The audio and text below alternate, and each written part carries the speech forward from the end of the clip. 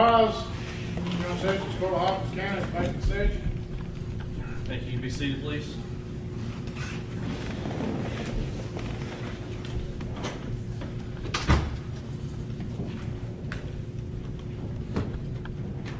Ms. Bolin, your attorney is apparently on her way, so when she gets here after this hearing, we'll take the case up.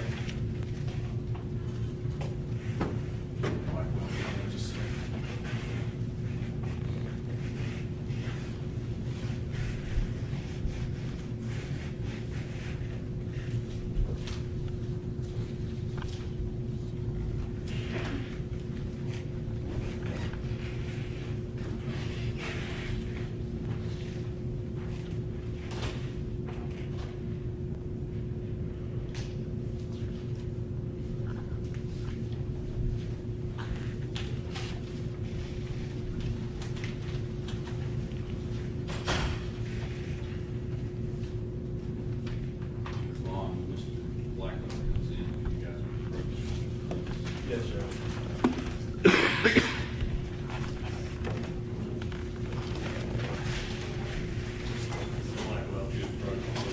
Yes, sir.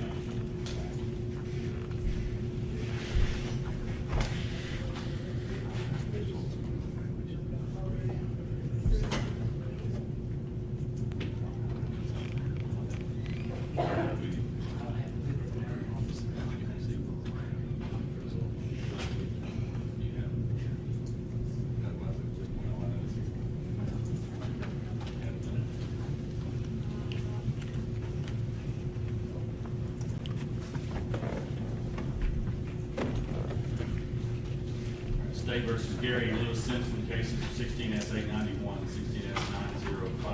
Vaughn, I understand at one point you had asked for a mental evaluation of your client. I understand those results are back. Do you have those? Is that correct? I did have those results, Your Honor. We did ask Your Honor for a mental evaluation based on whether or not Mr. Simpson had understood the nature and consequences of the actions alleged and accused of. I'll pass those up to Your Honor at this point in time.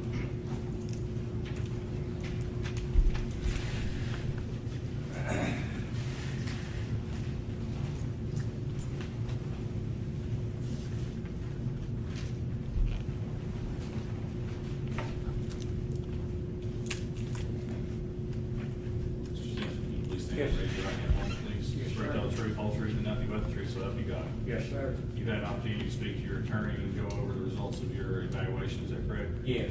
You understand what those results were? Yes. You understand why you're here and what you're charged with? Yes, sir. You're prepared to go forward today, is that correct? Yes, sir.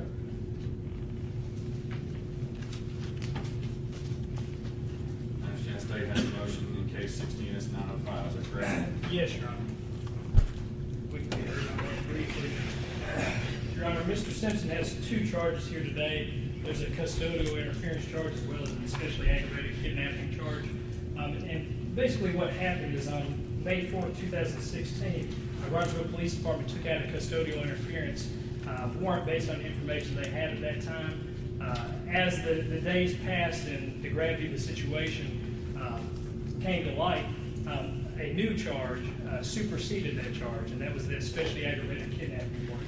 So because that especially aggravated kidnapping warrant superseded the custodial interference charge, we are going to be nulling the custodial interference charge. Mr. Simpson, based on the motion of the state, the charges of custodial interference in 16S905 are dismissed. These are the remaining charges in 16S891.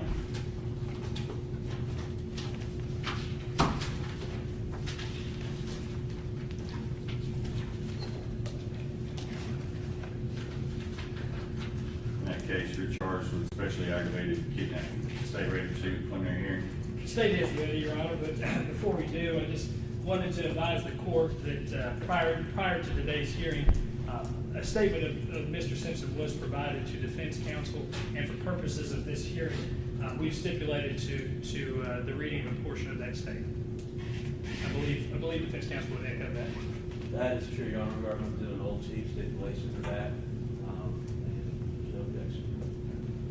Anyone who will testify, State versus Gary Simpson, stand and raise your right hand. You You swear to tell the truth, and nothing but the truth, so help you God. I do. Stand, please. General, whenever you're ready.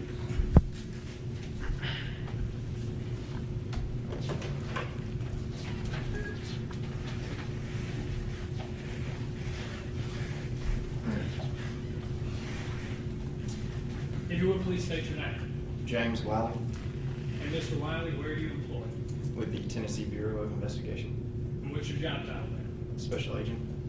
How long have you held that position as special agent? Just over 2 years. Just over 2 years.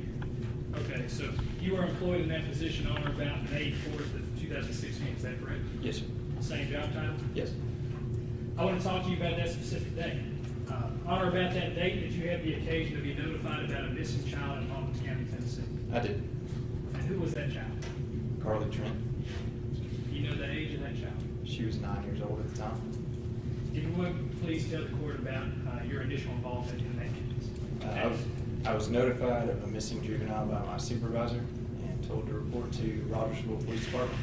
I went there, met with the Detective Charlie Gibson and an officer from Rogersville PD. I met the victim's father at the time and began working with Charlie to be informed of the situation. Okay, and what was that situation? Carly Trent hadn't gotten off the school bus that afternoon and found out that her non-custodial uncle, Gary Simpson, had picked her up at school early and no one knew where she was. Okay, so how did you proceed from that point? I spoke briefly with James Trent, and then Detective Gibson and I started working on getting some documents from AT&T Wireless from exigency circumstances to get location services on Gary Simpson's phone. After we got the exigency order in place, I began receiving updates on that location every 15 minutes. From then, Detective Gibson and I went up to Carly Trent's house and interviewed Linda Simpson. Okay. Was Mr. Simpson at that location? He was not. Okay. Now, were you able to find Carly Trent that day? No. At any point in your investigation, was Carly Trent located? She was about 8 days later. 8 days later. Can you please tell the court about the circumstances surrounding that location? 2 citizens of Hawkins County called into, I don't know if they called 911 or the tip line, but notified that they had found Gary Simpson, the van they were in, and Carly Trent. Deputies from Hawkins County, Rogersville PD, and other various agencies showed up at that location where they had called in from. They took Mr. Simpson into custody and transported Carly separately from Mr. Simpson, both of them back down to Rogersville from their location. Okay.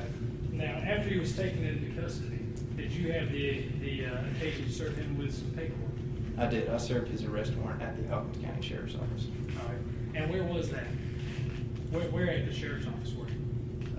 Right outside of where the jail and the sheriff's office meet, right outside the interview room. Now, after Mr. Simpson was arrested, did you have the occasion to interview him? I did. I interviewed Mr. Simpson in Hawkins County Sheriff's Office interview room with Derek Swinson, who's a deputy U.S. Marshal. Okay. Now, prior to interviewing him, did you go over his Miranda rights with him? I did.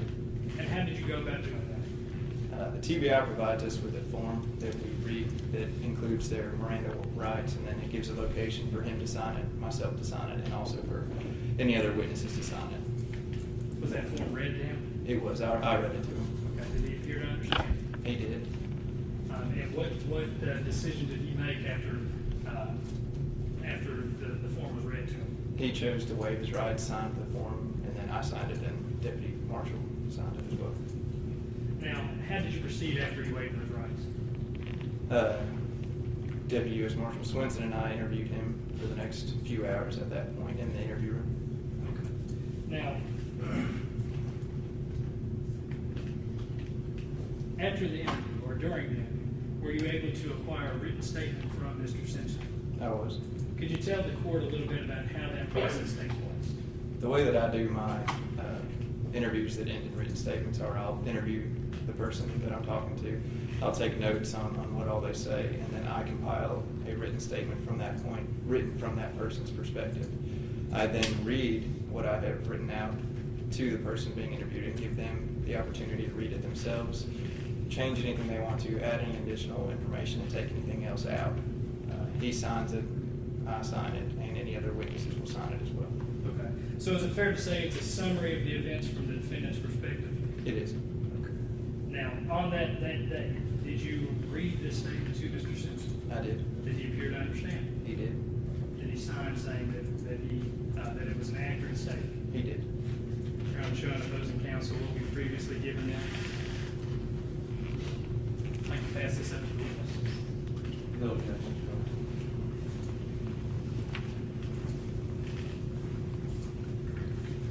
Honor. Now, Agent Wiley, do you recognize that? I do. And what is that? It's the statement that I wrote out for Gary Simpson that he signed.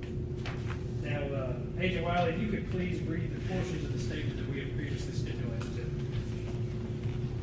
Last Wednesday, May 4th, 2016, I, Gary Simpson, picked up my mother-in-law and my father from their home on Goshen Valley Road. I drove them to my mother-in-law Evelyn's doctor's appointment at, I believe, 8:45 a.m. I then drove them to 2 or 3 grocery stores, the pharmacy, then 2 banks. After that, I took them home. I then drove to the gas station to get gas and cigarettes. I know that I went to Carly's school to pick her up, to Walmart, and to Save-A-Lot, but I do not remember in what order. I know Carly was with me at Save-A-Lot, but I do not remember if she was there for the Walmart trip. I picked Carly up from her school, which I'm allowed to do because I'm on the approved pickup list. When I picked her up, I told the school that her father, Jamie Trent, had been in a little accident, and that was why I had to get her. This was not true. At Walmart, I bought Carly some dresses, shirts, shorts, markers, and a poster board. I bought myself a shirt and a pair of breeches. I do not remember what else I bought besides a cell phone card. From Save-A-Lot, I bought plastic utensils, paper towels, toilet paper, and canned foods and peanut butter. I cannot remember what else I bought there. When I finished all of that, I drove with Carly on 11W towards 70 from town. We turned left on 70 and drove to the intersection of 70 and 94, where we turned right to stay on 70 and drove over the mountain. From there, we took a lot of different back roads. I could not tell you which ones we took or how we got to where we ended up. When we were on those back roads, I saw a road through a pasture, which we took. I parked the van in the pasture under a few trees. I did not move the van from there the whole time until I was arrested. We did not move from that spot except on foot. I had decided about 3 or 4 days before I took Carly that I was going to do it. My plan was to take her to a friend of mine's house next to Roanoke, Virginia. I met him in the Marine Corps a long time ago. I was going to ask his wife to homeschool Carly, and I was going to find a job. I never got a chance to call him after we parked the van because I could not get cell phone service. I wanted to take Carly away from where we were because I didn't feel like her father, Jamie, treated her fairly. Jamie always seemed to favor Katie over Carly. He would treat Katie much better than he would treat Carly, and I wanted that to stop. I was also stressed out over everything I was constantly doing for my family. I took everyone to their doctor's appointments, helped with my son, and ran all of our errands. On Wednesday, May 4th, 2016, I reached my breaking point with all of it, and that was why I decided to take Carly that day.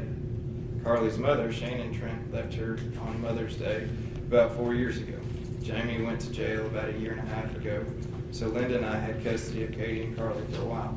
I don't remember when exactly, but Jamie got custody of the girls again after getting out of jail.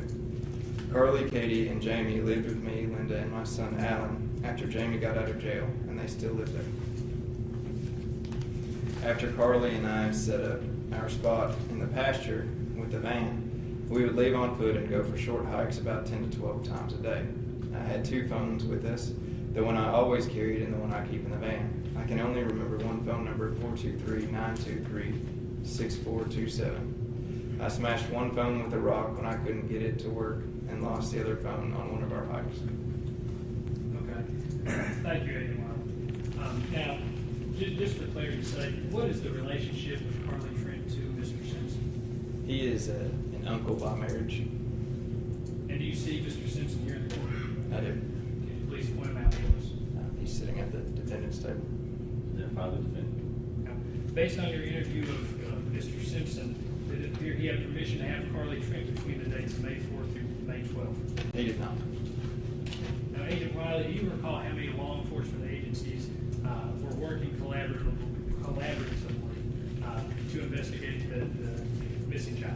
I don't know the exact total, but Rogersville Police Department was involved, Hawkins County Sheriff's Office, the TBI, the FBI, and the U.S. Marshal Services were all present for essentially the entire time. And the events that you testified today about, did they occur here in Hawkins County, Tennessee? They did. That's all I have, Your Honor. Council approach real quickly. Come on.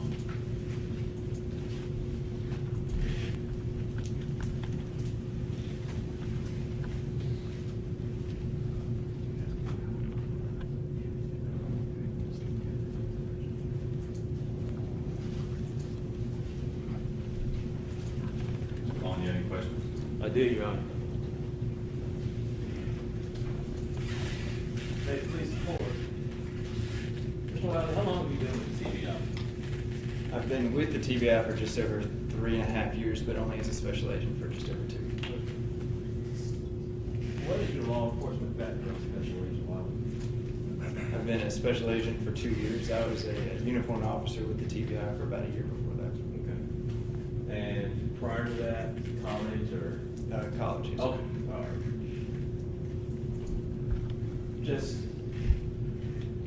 if you could approximate how many of these interviews or interrogations have you done in your time? How many have you done in your experience? How many written statements have I taken? Between 30 and 50. Okay. Now, the interview room. How's that interview room? What is the atmosphere of the interview room? Is it cold? Hot? It's about room temperature like it is in here. Comfortable temperature? Yes, sir. Dark or light? There's lighting in Light in there. Is it well lit or is it dimly lit? there. About the same as it is in here. The same as it is here. What are the dimensions of that room? Just, is it smaller or is it larger? There's enough room to fit 5 or 6 chairs and a table. Okay. So it's kind of a smaller room? It's smaller. Is that fair to say? Yes, sir. Okay. And just you and Special Agent Swenson from the U.S. Marshals were in the room at the time? And Mr. Simpson. Mr. Simpson, okay. So 2 agents, and Mr. Simpson, is that correct? Is that fair to say? Yes, sir. Okay. What time did this examination begin? I don't remember, but I think somewhere around 5:30 or 6. Do you need to refer to your notes? Do you have any? That's fine if you do. I don't have. I think that Brian Blackwell has them. He has your notes? He has a form that has the time on it. Okay. So you think it began somewhere around 5:30 or 6? To the best of your recollection, and I'm not trying to stick you with anything in particular at a particular time, but to your best recollection, do you remember how long the interview lasted when you concluded the interview? We broke up the interview into 2 parts. We took a break about halfway through it, but I think that we ended somewhere about 9:30. Okay. So how long was your break? Probably about 5 minutes. Okay.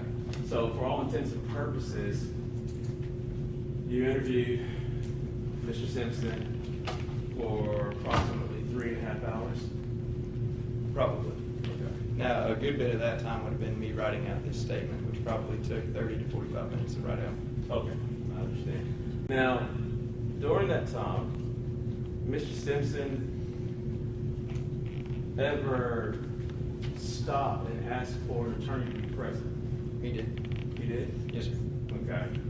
And why did the interrogation continue? We stopped all questioning at that point, and Mr. Simpson reinitiated. And how did he reinitiate? He made a disclosure. Okay. So instead of saying, so he came back to you all and said, hey, I want to talk some more? He made a disclosure. I told him at that point that if he wanted to continue the interview, he had to re-sign our Miranda waiver, which he did. And do you have a copy of the Miranda waiver with you? We do. Did you check Mr. Simpson's level of education when you were interviewing him? No, sir. So you don't know if he had completed grade school, high school, anything of that nature? I don't recall. I believe we looked into it during the 8 days of the Amber Alert, but I don't recall at this moment. Okay, that's fair enough. So after you wrote Mr. Simpson's words down, from his point of view as you testified, did he read the document or did you read the document to him? I read the document to him and then gave him the opportunity to read it over. Did he take the opportunity to read it? I don't remember. I don't think so. Okay. Okay.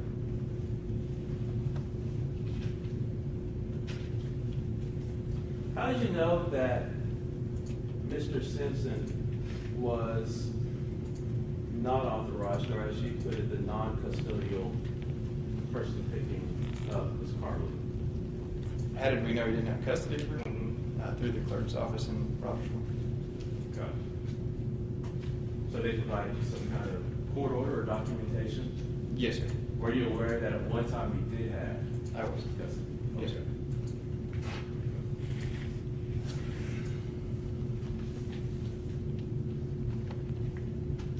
When you all, sorry, I believe you testified that Rogersville Police Department got to the scene first, and then you came to the scene where Mr. Simpson and little Carly were found. Is that correct? I never went to the scene. Oh, you never went to the scene? No, sir. Okay.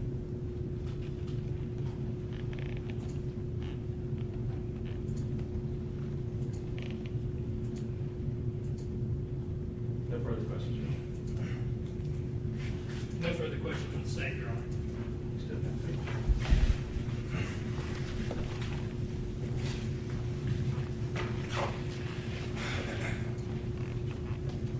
Any other witnesses?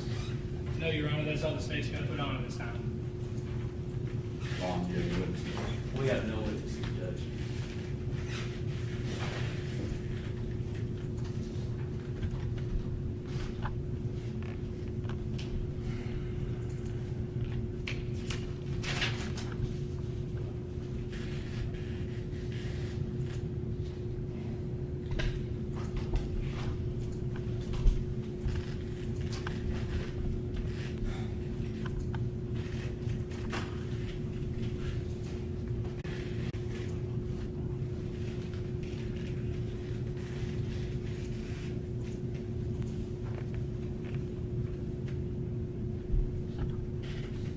Simpson, based on the evidence provided by Agent Wiley, and as a result of the statements you provided to them, I do find probable cause to bind the case over to the grand jury on the charge of especially aggravated kidnapping. Mr. Vaughn, would you like to be heard on bond? Yes, Judge. We did have a standing motion with this court about bond reduction, Judge, but Your Honor couldn't take it up at the time due to the fact that it does require special appearance by Mr. Simpson to testify about bond and the conditions surrounding bond. But we would like to be heard on that prior to you binding the case over. Would you like to have him testify on? Yes, Judge, just special appearance limited to only questions about the bond. Mr. Simpson, you going to take a stand? Here.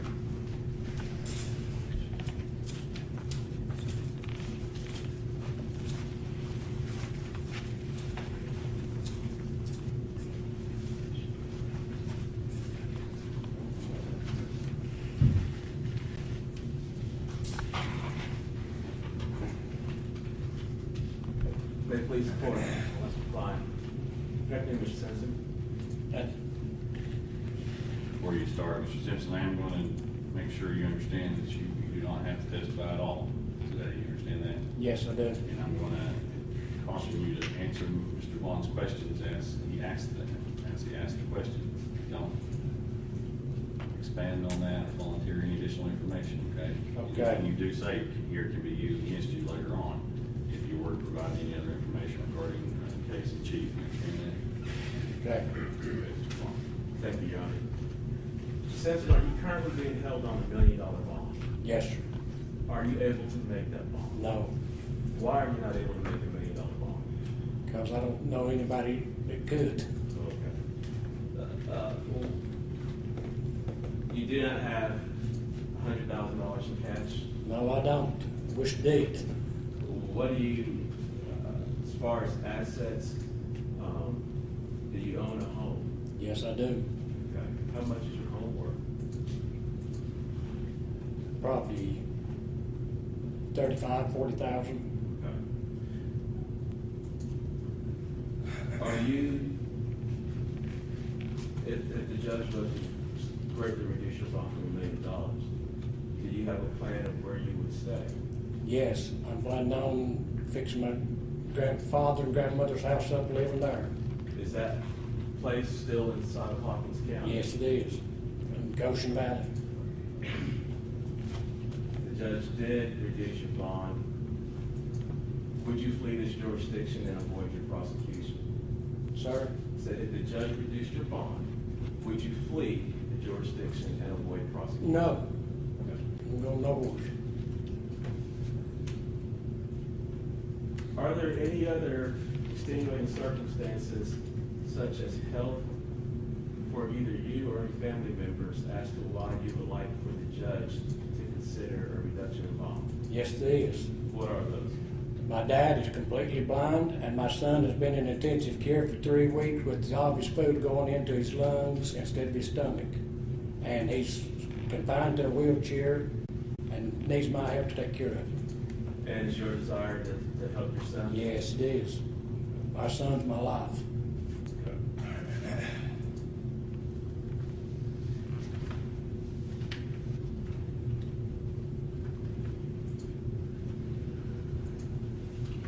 And what kind of bond do you think you could make?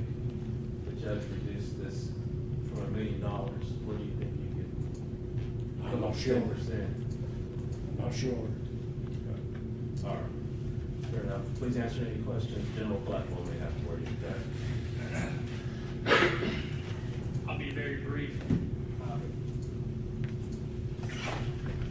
Mr. Simpson, you testified that you do own a home, correct? Yes, I do. And what was that address again? That's 182 Pine Mountain Road. 182 Pine Mountain Road. Yeah. And that's actually right next door to where Carly Trent lives. Yes, it is. And you have expressed an interest in living in your grandmother's property? Yes, that's in Goshen Valley. That's in Goshen Valley. But you don't own that property, do you? No, it belongs to my dad. Okay. So you don't know definitively that you could even stay there? Yes, I do. You do know that you Yes, I do know I can stay there. He's done told me so. We done got a phone hooked up there. Okay, but you don't own that property? No, I don't own it. All right. Just a little bit about any employment history. Prior to these events, you were unemployed, is that correct? That's correct. I said take care of my son. Question I have for all purposes, Your Honor. Mr. Simpson, how far up in Goshen Valley is the house that you're talking about? That's about 3 miles from where you going from Kepler area up towards Beach Creek. It's about 3 miles from the intersection of Beach Creek Road.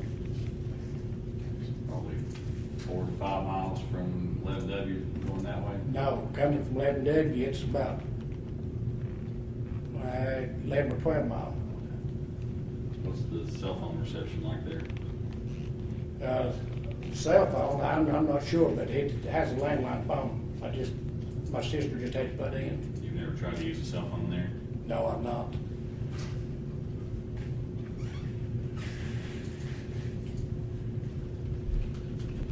Is that mountainous area there where the home is? Yes, it is.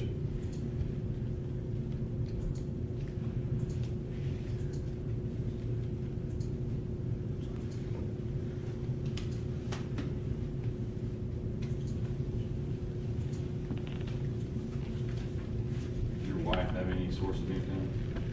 Sir? Does your wife have any source of income? No, she doesn't. You guys draw any kind of disability check or anything, retirement, or anything like that? No, just my son, he draws SSI. And it takes us both to take care of him Only properly. income in your whole family? I say it. He's completely paralyzed from waist down. He has no control over his bowels, kidneys. We have to do that even through the middle of the night. If I were to reduce your bond, one of the conditions that I would have on your bond is that you would wear a GPS monitor and that the parents of Mr. Trent would be given a monitor as well that would notify them if you came within a certain distance of them that would set off an alarm. That has a cost that goes along with it, approximately $300 to $400 a month. Is that something that you could afford to pay?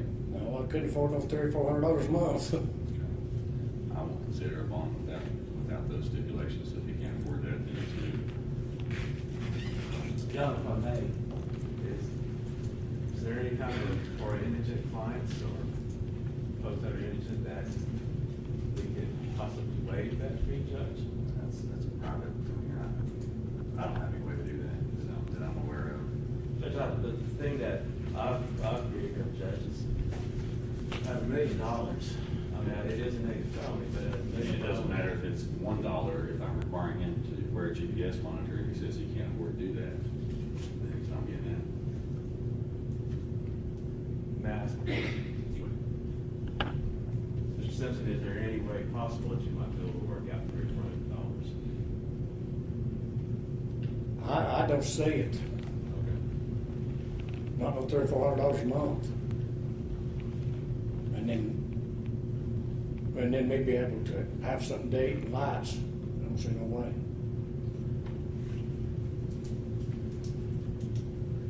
That being the case, I'm just going to deny your motion at this point. If something changes, you can take it up with Judge Dozier at a later time. Thank you. If he can't do that, and I wouldn't give him any kind of bond without something to ensure that his Trent's protected and their parents know where he is and if he comes around. Thank you, Judge. You step down. Anything else, John? No, Your Honor, thank you.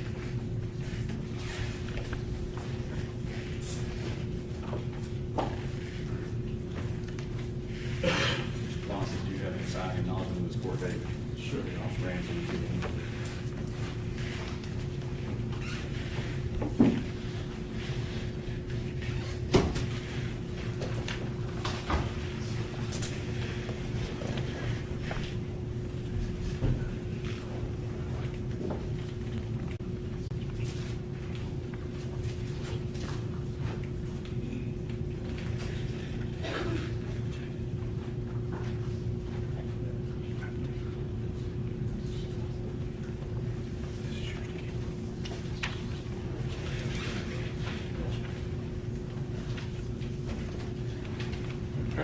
Simpson, your case will be set on the criminal court docket for December 9th at 9 a.m.